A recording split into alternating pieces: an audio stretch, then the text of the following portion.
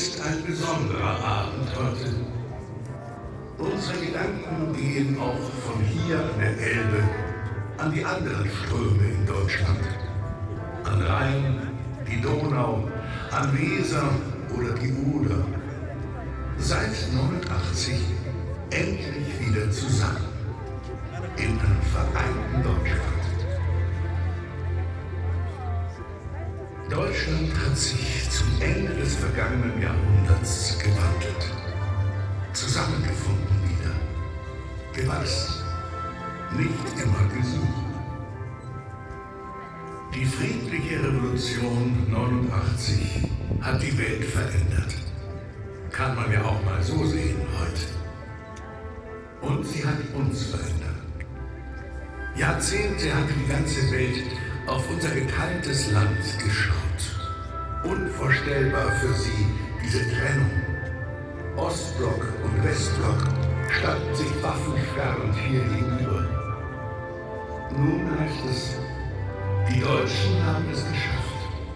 Ohne Krieg, ohne einen Schuss. Friedlich eben. Und heute? Es ist heute nicht immer leicht, bei uns, aber auch weltweit, von Zusammenhalt und von Würde zu sprechen. Es ist allein schon der Glaube daran, der uns vereint. Soll in diesem Moment, wo wir ganz nah hier beieinander sind, ein Wunsch, unser aller Wunsch sich verbinden, den jeder von uns in sich trägt. Und es ist nur ein einfaches Wort.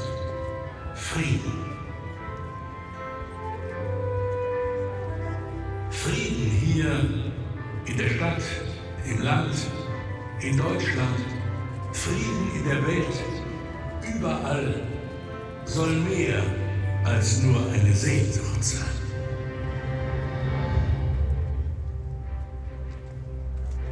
Lasst uns verabreden, dass Zusammenhalt und Würde wieder und weiter unser Leben bestimmen.